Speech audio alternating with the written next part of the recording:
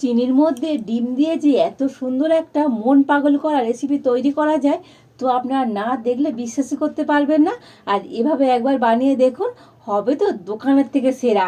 খেতে দারুণ লাগে, একবার খেলে তো বারবার বানিয়ে খেতে ইচ্ছে হবে। নমস্কার বন্ধুরা, রূপার রন্ধনশালায় আপনাদের সকলকে অনেক অনেক স্বাগত জানাই। তো চলে এসেছি আজকের আবারও একটা নতুন রেসিপি নিয়ে। তো আজকের আমি চিনির মধ্যে ডিম দিয়ে তো সুন্দর একটা রেসিপি শেয়ার করব। আর এতটাই মজাদার এই রেসিপিটা দেখলেই তো আপনাদের বাড়িতে বানাতে ইচ্ছে করবে। তো আপনারা সঙ্গে থাকুন আর প্রথম থেকে শেষ পর্যন্ত পুরো রেসিপিটা দেখতে থাকুন। আশা করি আজকের রেসিপিটা আপনাদের অনেক অনেক ভালো লাগবে। তবে চলুন দেরি না করে শুরু করে দিই আজকের রেসিপিটা। তো দেখুন, এখানে আমি একটা বাটি মাপ করে নিয়ে নিয়েছি চিনি। তবে এই বাটির মাপ করে আমি 1.5 বাটি চিনি নিয়ে নেব। তো চিনিটা এখন একটা জায়গাতে করে নিয়ে নিচ্ছি।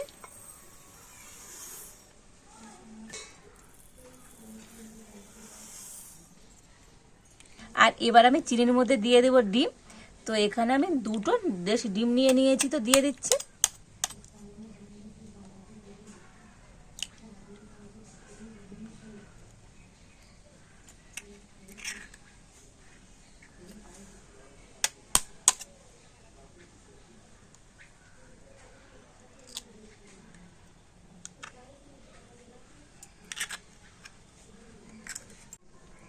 আর এবার একটা ব্লেন্ডার নিয়েছি, তো ব্লেন্ডার দিয়ে ডিম আর চিনিটা খুব ভালো করে একটু ফেটিয়ে নেব।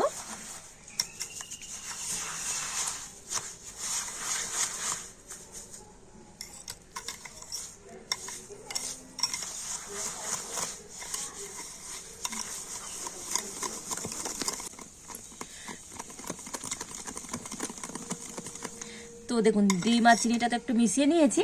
আর এবার আমি এর মধ্যে দিয়ে দেব ওই একই বাটির মাপ করে 1/2 বাটি সাদা তেল।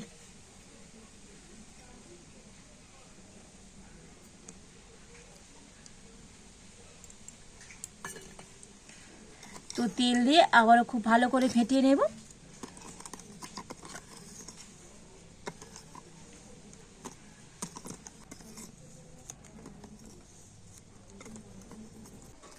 তো এটাকে মোটামুটি 15-20 মিনিট ধরে ফেটিয়ে নিতে হবে।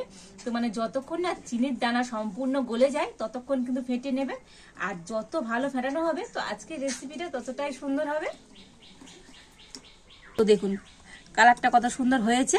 আর এইভাবে ফেটিয়ে নিলে দেখবেন চিনির দানাও একদম গলে গিয়েছে। আর দেখতে কত সুন্দর, মানে একটা ক্রিমি ক্রিমি ভাব চলে এসেছে দেখুন। আচ্ছা, এবার এটা এক সাইডে রেখে দেব। আর এখানে আমি একটা বড় জায়গা নিয়ে নিয়েছি। আর নিয়ে নিয়েছি একটা চালনি। চালনির মধ্যে আমি দিয়ে দেব ময়দা। তো যে বাটি মাপ করে আমি চিনি নিয়েছিলাম, তো সেই বাটি মাপ করে নিয়ে নিয়েছি ময়দা। তো এখানে আমি 3 বাটি ময়দা নিয়ে নেব। তো 1.5 বাটি চিনির জন্য 3 বাটি ময়দা লাগবে।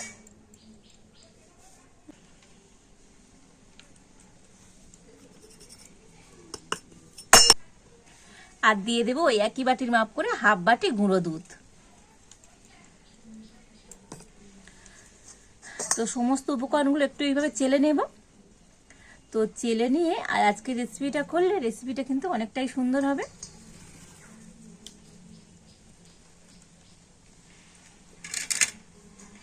আর এবার আমি ময়দা দুধের মধ্যে ডিমের মিশ্রণটা নিয়ে দিয়ে দেব।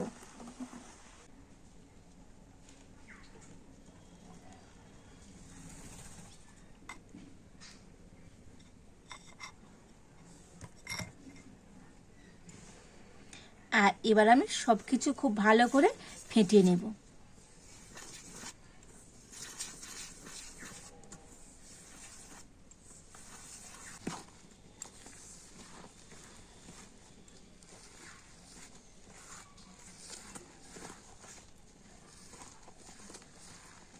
তো দেখুন, সমস্ত কিছু একটু মিশিয়ে নিয়েছি।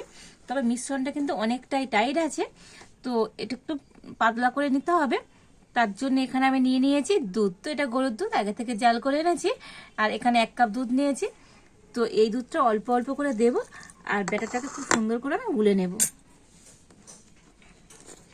তো আপনাদের হাতের কাছে লিকুইড দুধ না থাকলে তো আপনারা গুঁড়ো দুধও এইভাবে জলে গুলে ব্যবহার করতে পারবেন।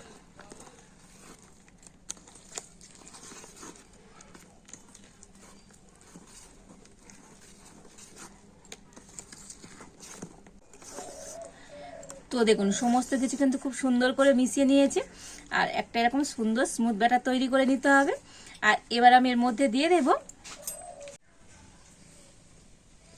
তো এই চামচের আমি 2 চামচ কোকো পাউডার দিয়ে দিচ্ছি। আর এই কোকো পাউডার তো আপনারা কোনো বড় মুদির দোকানে কিংবা কেক দোকানে পেয়ে যাবেন। তো কোকো পাউডার দিয়ে আবারও কিন্তু খুব ভালো করে ফেটিয়ে নেব।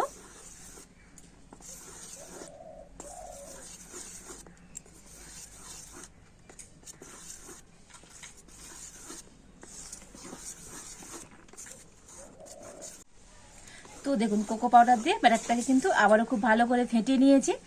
আর এবার আপনাদের দেখিয়ে দিই ব্যাটারের ঘনত্বটা ঠিক কীরকম রাখতে হবে। তো দেখুন,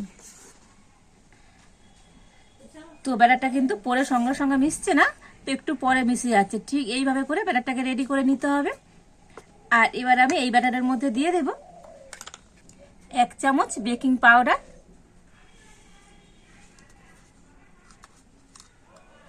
আর হাফ চামচ দিয়েছি বেকিং সোডা। আর এই বেকিং পাউডার বেকিং সোডার উপরে একটু দুধ দিয়ে দেব। তবে এখানে আমি যে 1 কাপ দুধ নিয়েছি, তো 1 কাপ দুধ কিন্তু লেগে গিয়েছিল, এই এতটুকুনি ছিল। আর দিয়ে দেব ভ্যানিলা। তো এই 2 ঢাকা ভ্যানিলা আমি দিয়ে দিচ্ছি। যেহেতু এখানে কাঁচা ডিম দিয়েছি, ভ্যানিলা দিলে কাঁচা ডিমের আর গন্ধ থাকবে না। তো যদি আপনাদের হাতের কাছে ভ্যানিলা না থাকে, তো আপনারা এখানে এলাচ গুঁড়ো দিয়ে দিতে পারেন। তো বেকিং সোডা বেকিং পাউডার দিয়ে আবারও ব্যাটারটাকে একটু ফেটিয়ে নেব।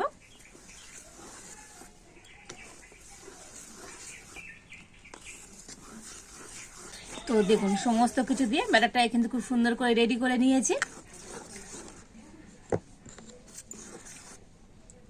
আর এবার আমি এখানে কিছু ড্রাই ফ্রুট নিয়েছি। তো নিয়েছি কিশমিশ, অল্প একটু কাজু কুঁচো করে কেটে নিয়েছি, টুটি ফুটি, আর এখানে আছে মোরব্বা। তো এই ড্রাই ফ্রুটগুলো ব্যাটারের মধ্যে দিয়ে দেব। তবে তার আগে এর মধ্যে একটু আমি ময়দা দিয়ে দেব।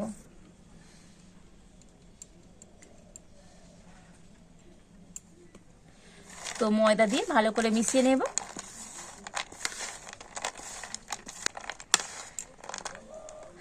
আর এবারে এই ড্রাই ফ্রুটগুলো আমি এই ব্যাটারের মধ্যে দিয়ে দিচ্ছি।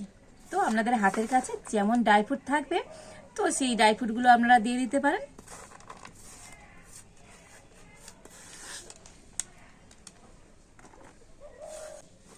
তো ড্রাই ফ্রুটগুলো দিয়ে তো ব্যাটারটা আবার একটু ভালো করে মিশিয়ে নেব।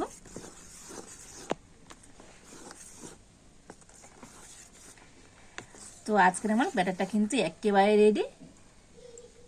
আর এবার এখানে একটা এইরকম আমি চৌকো শেপে পাত্র নিয়ে নিয়েছি। তো আপনাদের হাতের কাছে যেমন বাটি থাকবে, তো সেই বাটিতে কিন্তু আপনারা এই রেসিপিটা তৈরি করে নিতে পারেন। আর এর মধ্যে এবার আমি একটু সাদা তেল দিয়ে দেব। তো সাদা তেলটা ভালো করে চারিধারে লাগিয়ে দেব। তো দেখুন সাদা তেলটা কিন্তু খুব ভালো করে আমি লাগিয়ে দিয়েছি। আর এবারে এরকম একটা খাতার পৃষ্ঠা মাপ করে কেটে নিয়েছি, তো দিয়ে দেব। আর এই কাগজটার উপর একটুখানি তেল দিয়ে দেব।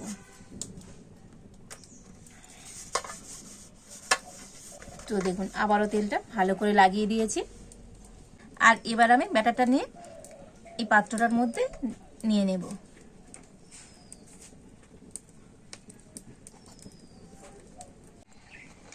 আর এবার একটু এরকম ট্যাপ ট্যাপ করে নেব। তো এইভাবে করে নিলে ব্যাটারটা কিন্তু খুব সুন্দরভাবে সেট হয়ে যাবে। আর এবার আমি এদিকে আগে থেকে উনুনটা ছিল, উনানে একটা কড়া বসিয়ে দিয়েছি। আর কড়ার উপরে একটা খাবার একটা স্ট্যান্ডও বসিয়ে দিয়েছি। আর সব ভালো করে গরম করে নিয়েছি। আর এবার আমি এই ব্যাটার শুদ্ধ পাত্রটা নিয়ে বসিয়ে দেব। আর এবার আমি ঢাকা দিয়ে দেব। আর এবার আমি পুরো 30 মিনিট জাল দেব। তবে উনুনের জালটা কিন্তু হালকা করে দেব, মানে মিডিয়াম, খুব একেবারে জোরে নয় খুব হালকা নয়, একটু মিডিয়াম জাল দিয়ে 30 মিনিট করে নেব। তো পুরো 30 মিনিট আমি জাল দিয়ে নিয়েছি। আর দেখুন কেকটা কত সুন্দরভাবে ফুলে গিয়েছে। তো অসম্ভব সুন্দর হয়েছে আজকের এই কেকটা। আর কেকটা এবারে ঠিকঠাক হয়েছে কিনা তো একটু চেক করে দেখে নেব। তো তার জন্য এখানে একটা কাঠি নিয়েছি। আর কাঠি নিয়ে এইভাবে একটু গেঁথে দেখে নেবেন, কাঠি কিংবা ছুরি দিয়েও দেখে নিতে পারেন। তো দেখুন এই কাঠির গায়ে তো একটু ব্যাটার লেগে যায়নি, মানে আজকের কেকটা আমার একেবারে রেডি। আর এবার আমি নামিয়ে নেব। তো কেকটা নামিয়ে নিয়েছি। আর এবার আমি একটু ঠান্ডা করে নেব, ঠান্ডা হলে তবে কেক টিন থেকে উঠে আসবে। আর ঠান্ডা করে আপনাদের দেখাবো আজকের এই কেকটা কেমন হয়েছে। তো কেকটাকে একটু ঠান্ডা করে নিয়েছি, আর এখন কেকটা তো একেবারেই ঠান্ডা হয়ে গিয়েছে। আর এবার আমি তুলে নেব। আর ঠান্ডা হলে তো কেকটা কিন্তু খুব সহজেই ছেড়ে আসবে। তো দেখুন কত সুন্দরভাবে উঠে এলো। আর এবারে পিছনে যে কাগজটা দিয়েছি, তো কাগজটা তুলে নেব। তো দেখুন কেকটা কতটা সুন্দর হয়েছে। আর এবার আমি একটা ছুরি দিয়ে এটাকে পিস পিস করে কেটে নেব। তো প্রথমে আমি একটা মাঝখান দিয়ে এইভাবে কেটে নিচ্ছি।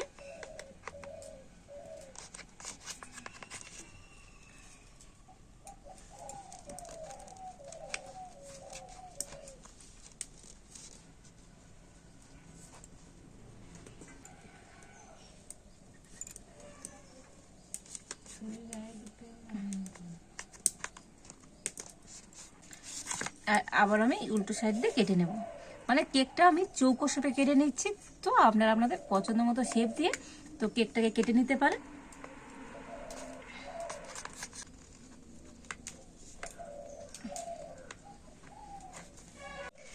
তো দেখুন কেকটাকে কেটে নিয়েছি। আর কেকটা এতটাই মানে স্পঞ্জি হয়েছে, তো দেখুন দেখেই বুঝতে পারছেন একেবারে নরম তুলতুলা স্পঞ্জি। তো অসম্ভব সুন্দর হয়েছে আজকের এই কেকটা। আর এবার আমি একটা প্লেটের মধ্যে করে নিয়ে নেব।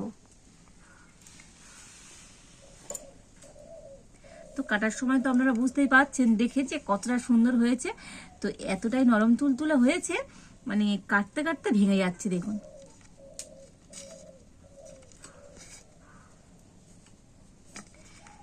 তো দেখুন কেকগুলোকে প্লেটের মধ্যে সাজিয়ে নিয়েছি। আর দেখেই বুঝতে পারছেন আজকের কেকটা কতটা নরম তুলতুল আর কতটা স্পঞ্জি হয়েছে।